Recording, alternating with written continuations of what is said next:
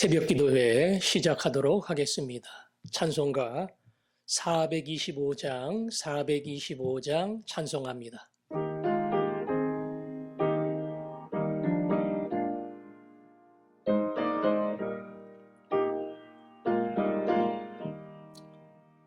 주님의 뜻을 이루소서.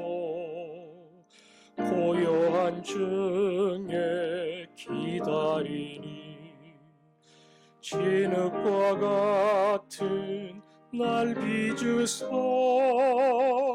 주님의 영사 만드소서. 주님의 뜻을 이루소서. 주님 발 앞에 엎드리니 나의 맘속을 살피시사 눈보다 이게 하옵소서. 주님의 뜻을 이루소서. 병들어 몸이 피곤할 때 권능의 손을 내게 펴사 강건케 하여 주옵소서. 주님의 뜻을 이루소서. 온전히 나를 주장하사 주님과 함께 동행함을 만민이 알게 하옵소서.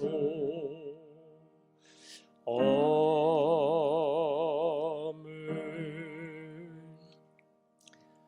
주님의 뜻을 이루소서. 병들어 몸이 피곤할 때 권능의 손을 내게 펴사 강건케 하여 주옵소서. 몸이 연약하고 힘들 때 누구도 고칠 수 없는 약한 자리에 있을 때 주님이 만져주시고 주님이 새롭게 하실 때 치유하는 역사가 일어날 줄로 믿습니다.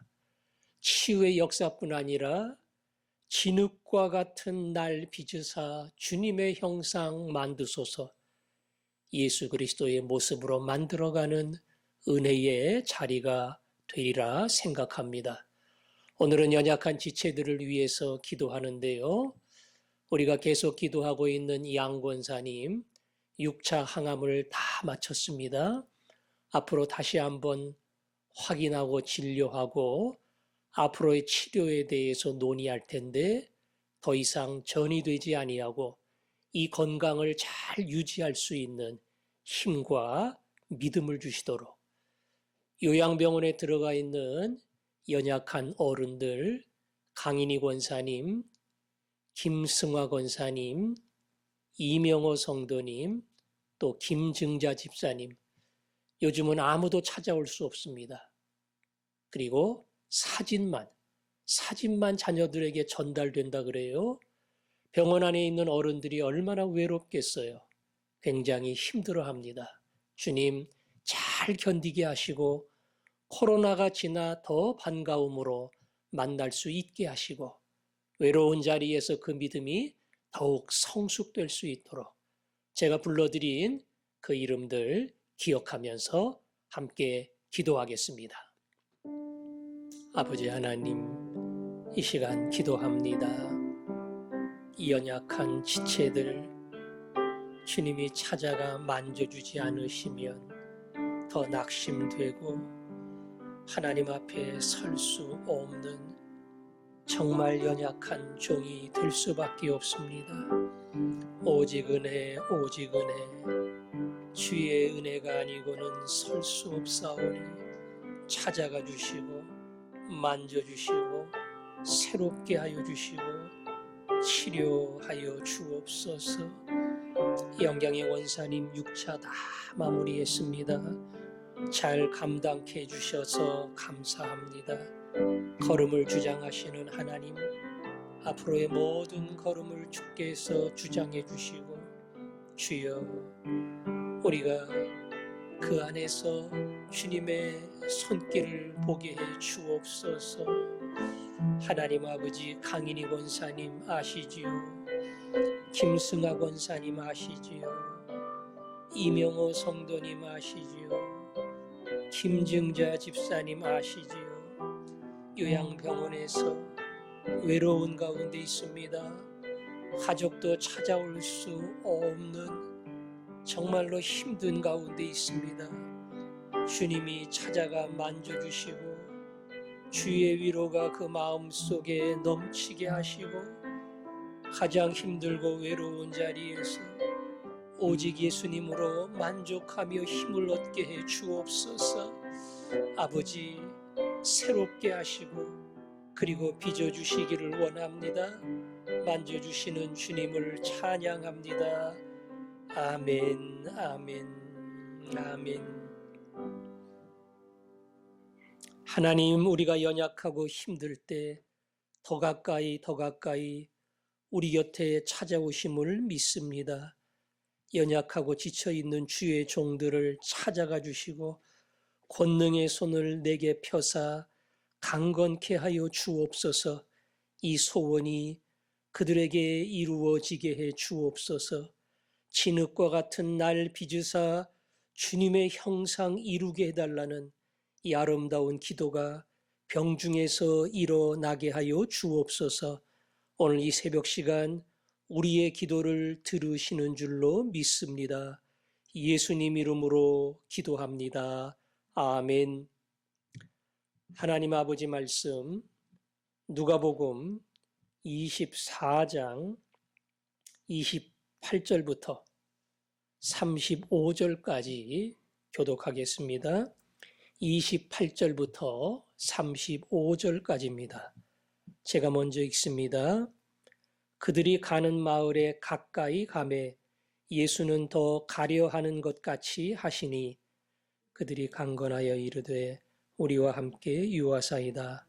때가 저물어 가고 날이 이미 기울었나이다 하니 이에 그들과 함께 유하러 들어가시니라.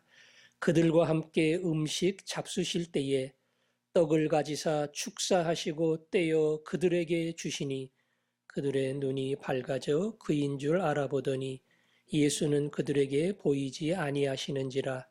그들이 서로 말하되 길에서 우리에게 말씀하시고 우리에게 성경을 풀어주실 때에 우리의 속에서 마음이 뜨겁지 아니하더냐 하고 곧 그때로 일어나 예루살렘에 돌아가 보니 11 제자 및 그들과 함께한 자들이 모여 있어 말하기를 주께서 과연 살아나시고 시몬에게 보이셨다 하는지라. 같이 읽습니다. 두 사람도 길에서 된 일과 예수께서 떡을 떼심으로 자기들에게 알려지신 것을 말하더라. 아멘. 예수 그리스도가 십자가에서 돌아가셨다는 절망적인 이야기를 듣고 엠마오로 낙심 가운데 돌아가는 두 제자가 있었습니다. 하지만 예수 그리스도는 부활하셨고 그리고 그들 곁에 찾아오셨지요. 무엇 때문에 근심을 하느냐 물어보셨고 그들이 되어졌던 유명한 사건, 그리스도의 십자가 죽음에 대하여 이야기할 때에 예수 그리스도는 성경을 풀어주셨습니다. 그 성경을 통해서 그리스도가 죽은 자 가운데서 살아나야 한다고 하는 부활의 사건을 그들에게 말씀해 주셨지요. 1, 2분 한 게 아니고요. 10분, 20분 한 게 아니고 잘은 모르지만 꽤 긴 시간, 아마 1시간, 2시간 그 옆에 걸어가시면서 성경을 쫙 풀어주신 겁니다. 저녁이 되어서 이제 한 마을에 들어가 그날 밤을 지내야 하는데 예수님은 자기의 길을 가려고 하십니다. 이때 두 사람이 부탁하지요. 오늘 우리와 함께 잡시다. 날도 저물었는데 어디를 가서 쉬겠습니까? 간곡하게 부탁을 해서 예수님이 그들과 한 집에 머물게 되지요. 저녁을 잡수실 때에 예수님께서 감사 기도를 했습니다. 감사 기도를 할 때에 놀라운 일이 벌어졌지요. 그들의 눈이 밝아져 여태껏 자기들에게 말씀하신 분이 부활하신 예수 그리스도라는 사실을 깨닫게 되지요. 깨닫게 됨과 동시에 예수님은 사라졌습니다. 부활의 주님은 말 그대로 공간을 뛰어넘는 3차원 이상의 세계에 계시기 때문에 그들 옆에 갑자기 오시고 또 갑자기 사라지셨습니다. 예수님은 사라졌지만 부활의 주님을 만났고 예수님을 통해서 부활의 예언 그리고 그 해석을 들었던 이들은 가만히 지나온 그 짧은 시간을 돌이키면서 그때 주님이 설명할 때에 우리의 마음이 뜨겁지 않더냐. 자기들이 미처 생각하지 못했던 말씀으로 뜨거워졌던 자신들을 다시 한번 회상하며 급하게 발길을 돌이켜 예루살렘으로 돌아갑니다. 그리고 제자들이 모여있던 그 방을 찾아가서 예수님이 이미 부활하셨고 베드로에게도 보여주셨더라. 그 부활의 소식을 듣게 되고 이 두 사람도 엠마오로 가다가 부활하신 예수님을 만났다. 이 놀라운 사건을 전하게 되지요. 그날 그 방에서 예수 그리스도의 부활의 사건이 그야말로 그들이 감격적으로 이야기할 수밖에 없는 가장 중요한 대화의 주제가 된 겁니다. 오늘 이 말씀을 읽으면서 우리는 이 두 제자의 모습 속에서 많은 것을 발견하고 또 이 두 제자에게 일어났던 그 아름다운 변화가 우리에게 일어났으면 하는 바람이 있습니다. 예수님이 말씀을 전해 주실 때에 이들의 마음은 뜨거웠습니다. 본인들의 가슴이 뜨거워지는 것도 몰랐어요. 그분이 예수님이라는 사실도 몰랐고 그 말씀을 들을 때에 가슴이 뜨거워지는 것을 몰랐습니다. 근데 이미 말씀으로 가슴이 뜨거워졌어요. 그러니까 예수님 더 가려고 하는 것을 붙잡고 우리 옆에서 계속 말씀해 주세요. 계속 들려주세요. 그렇게 당부를 했지요. 그리고 함께 식사하다가 살아계신 예수 그리스도, 부활하신 예수 그리스도를 만나게 됩니다. 오늘 이들이 경험한 예수 그리스도, 그리고 오늘 이들의 가슴 속에 살아있는 하나님의 말씀, 그리고 이들을 변화시킨 말씀의 능력. 낙심 가운데 가다가 부활의 예수를 만나고 소망 가운데 기쁨 가운데 다시 예루살렘을 향해 돌이킬 수밖에 없었던 두 사람. 이 사람들의 모습은 우리를 격려하고 우리에게 희망을 주고 그리고 우리에게 용기를 줍니다. 우리도 주님의 말씀을, 하나님의 말씀을 이 두 제자가 경험했던 이 똑같은 방식으로 받아들이고 체험하고 고백할 수 있어야 합니다.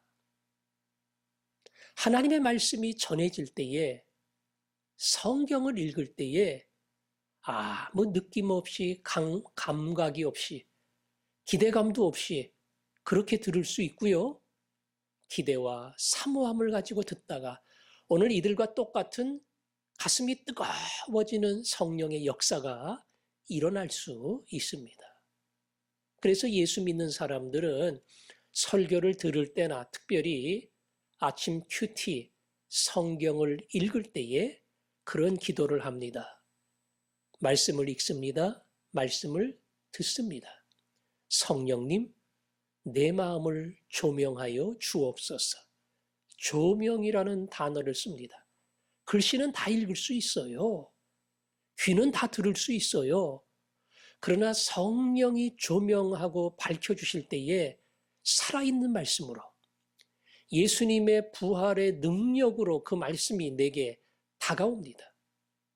그래서 말씀을 가까이 할 때마다 종을 긍휼히 여겨주시고 성령의 조명하심으로 어두운 눈을, 어두운 귀를 밝혀주시기를 바랍니다. 기도하며 나아갈 때에 이들에게 일어난 동일한 은혜와 역사가 우리에게도 일어나리라 믿습니다. 그리할 때 바로 살아계신 예수 그리스도를 이들처럼 눈으로 보게 됩니다. 예수 그리스도가 내 옆에 있다는 것, 그리고 그분은 죽은 예수가 아닌 부활한 예수라는 것, 그분은 지나간 예수가 아니라 오늘 살아서 말씀하시고 능력으로 역사하시는 권능의 주님이라는 것, 이것을 그들은 발견하지요. 그래서 낙심했던 두 제자가 소망과 기쁨을 가지고 다시 예루살렘으로 돌아간 거 아니겠습니까? 하나님의 말씀은 그런 힘이 있어요. 잠자는 우리를 깨워줍니다. 낙심한 우리 가슴 속에 소망과 용기를 심어줍니다. 절망의 장벽 앞에 있을 때에 우리는 아무것도 할 수 없지만 이 하나님의 말씀이 그것을 뛰어넘는 담대한 믿음을 우리에게 심어주고, 여기 나 혼자 있는 게 아니고 예수 그리스도가 내 옆에 있다고 하는, 이미 죽음의 권세를 이기고 승리하신 예수님이 내 옆에 계시는구나, 이 사실을 우리로 깨닫게 해주십니다. 하나님 말씀은 그렇게 우리의 눈을 밝혀줍니다. 새벽 기도회에 참여하시는 분들은 짧은 시간이지만 한 10여 분 매일매일 하나님의 말씀을 듣습니다. 또 성경을 날마다 펼치시는 분들은 글 속에서 주님의 음성을 듣습니다. 그냥 늘 하던 새벽 기도회니까 습관적으로 앉아 있을 수 있어요. 늘 보던 성경이니까 안 보면 뭐 찜찜하고 해서 성경 봐야지 후딱 성경 읽고 끝낼 수도 있습니다. 그러나 오늘 제자들에게 일어났던 뜨거워진 가슴, 밝아진 눈, 이 말씀을 들을 때에, 말씀을 읽을 때에 그러한 은혜의 역사가 일어나게 하옵소서. 우리가 이 소망을 가지고 나아갈 때에 이들에게 나타났던 놀라운 은혜가 우리에게도 일어날 줄로 믿습니다. 오늘도 그 믿음을 가지고 주여 날마다 말씀하시고 날마다 듣게 하시고 죽은 예수가 아닌 부활의 예수를 만나게 하여 주옵소서. 이 마음을 가지고 함께 기도하겠습니다. 아버지 하나님, 감사합니다. 부활의 주님으로 우리 옆에 찾아오셔서 말씀하시는데 귀가 어두워 듣지 못하고 그저 낙심 가운데 살아가는 어리석은 자가 될까 두렵습니다. 말씀을 읽으며 말씀을 준비하며 살아계신 예수님을 눈으로 보게 하여 주시고, 그리고 내 마음속에 뜨거워지는 놀라운 은혜의 경험을 할 수 있게 하여 주옵소서. 오늘도 그 주님을 만나며 경험하며 살기를 원합니다. 예수님 이름으로 기도합니다. 아멘.